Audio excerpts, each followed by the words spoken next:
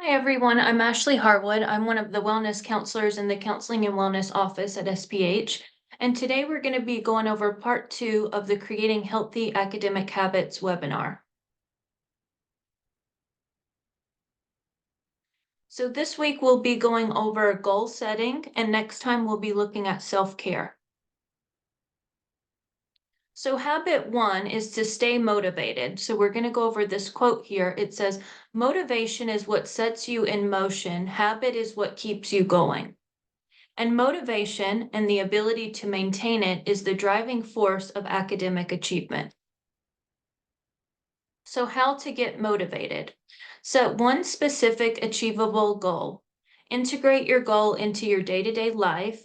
Make it a routine, not an obligation, then set a time frame to it. Break down large goals into digestible micro goals and easy tasks. Overwhelming tasks can become manageable if broken down properly. Acknowledge your wins. Some do this with a to-do list where they check off accomplished tasks. Use the reward system. Stay on track, create reminders, documentations, or day planners of your goals. Pay attention to the details that matter. Some things are not worth sweating over, especially in graduate school. List the benefits of your chosen goal. When in doubt, remind yourself of the benefits of your goal. Continue to set new goals for continued progress. So what to do if I lose motivation? Setbacks are pretty normal, especially if you are feeling stagnant and unproductive. Here are some tips to help your motivation levels. So the first one is to take a break and start fresh. Taking regular breaks can prevent study fatigue and burnout. These rests will allow you to replenish your mind, improve ingenuity, keep your attention in line, and regain your motivation. Quick hack, get out in nature for a short walk for fresh air and sun. Be inspired by others. Feel motivated by reading books, watching motivational shows or videos, and talking with your mentors or friends or family that you look up to. Seek out social and emotional support. Open up to your family and friends about your struggles and plans. Seek support through counseling services or utilize other SPH resources. Be with positive people. Being surrounded by positive colleagues, friends, and family can boost your positive self-talk.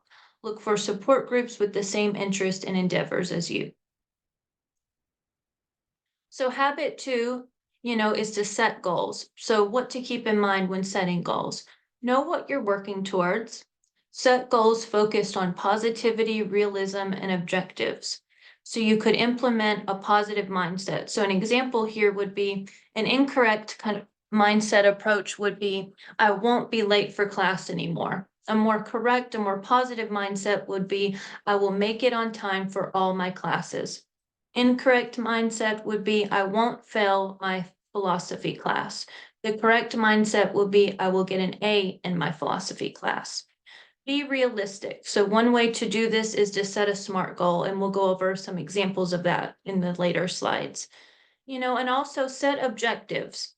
So we'll also go over some specific examples of that, but objectives should be seen as steps and tools you can use and take to reach your goals. Setting objectives make your overall goal seem less daunting and more achievable. Rather than focusing on the overall goal, you can set your sights on smaller, less intimidating feats. So this next slide here is an example of a template of what a SMART goal sheet would look like. And a SMART goals, SMART is an acronym. And in the later slides, we'll go over what each letter stands for and some examples of each one. So in SMART goals, the S stands for specific. So broad-based goals don't help anyone achieve much. Sure, you can make yourself a goal of getting up earlier, but what does that mean exactly? The goal is so unspecific that you can bend and flex it to fit your needs rather than using the goal to better yourself. And so if you typically get up at 9 a.m. every morning and decide you want to get up earlier, you could technically justify to yourself to get up at 8:45 a.m. However, if you set the specific goal of going up or getting up at 7:30 every morning, not only will you achieve greater discipline, but you'll probably get a lot more done in the day. When setting specific goals, remember to define the who, what, where, why, and how of the goal. These specifics will help you attain your goal with more efficiency. Taking the waking Take the waking up earlier example. So an incorrect goal would be, I want to wake up earlier. So the more specific version would be, I want to set the alarm to wake up at 7:30 a.m. every morning so I can get extra work done, freeing up more time for sleep and extracurricular activities, as well as improving my grades.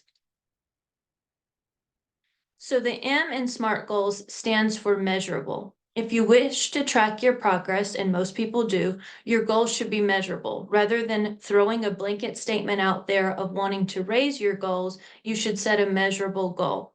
Ask yourself how much, how many, and how you'll know when it's accomplished. Otherwise, your goal is some outlandish dream floating around that doesn't really have an end point. If you want to improve your grades, set a letter goal. Perhaps you're currently at a C in a certain class and you want to be at a B level. That's a measurable goal. And then the A in SMART goals is for achievable. Part of being realistic is making sure it's actually possible to achieve your goal. Before you set a goal for yourself, ask yourself these two questions. How can I accomplish this goal? What constraints would make this goal unachievable? So constraints may look like finances or time. Perhaps you like to make weekly goals for your academics. You take a look at your workload for the week to find that you have several papers due and a few exams to study for by Friday. To say that you'll finish it all by Monday night, thus freeing up your week, is probably not a very achievable goal. Instead, set realistic goals that let you achieve everything on time and with quality work. Make yourself a schedule, prioritizing in a way that lets you achieve your goals. And then the R is for relevant. Your goals should matter to you and your life. Don't set goals just for the sake of accomplishing something. Do it for the betterment of your academic career. Ask yourself if the goal you're thinking about is worthwhile. Is now the right time to do this? And then the T in SMART goals is for time bound.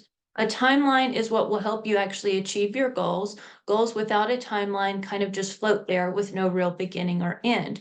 Plan out a specific timeline for your goals, defining where you want to be at certain points. Depending on your goals, you can lay out what you can get done today, what you want to have done in a few weeks, and where you want to be in a few months. You can also determine your end date. Time is especially important for short-term goals, like planning out your final capstone presentation.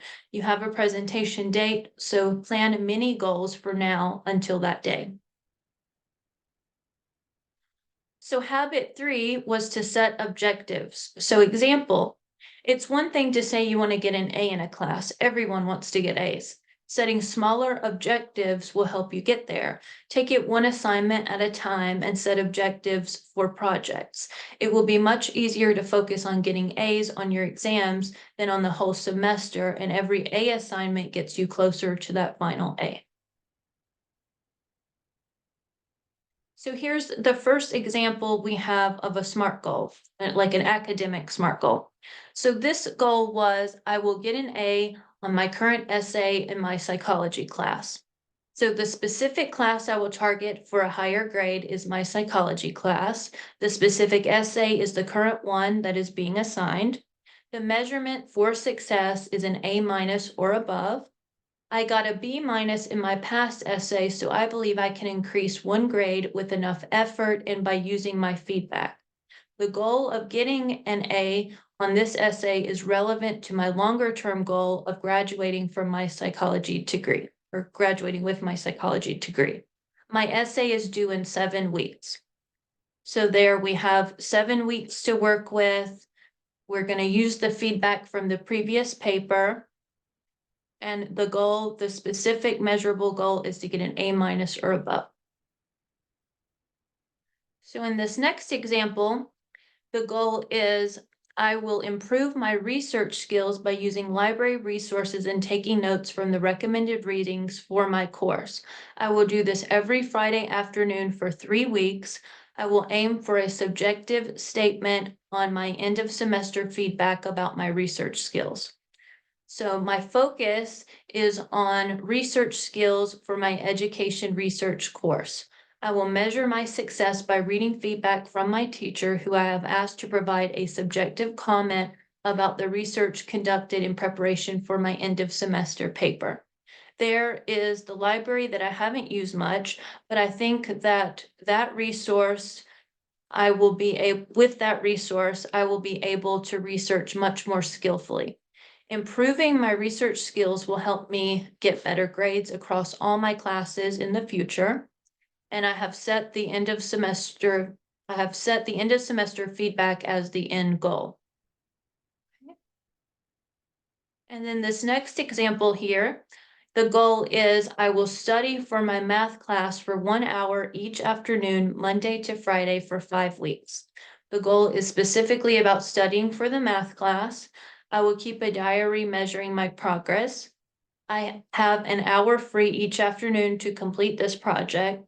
These 25 hours of study should help me get a better grade in my math class, and the goal will be completed within the 5 weeks.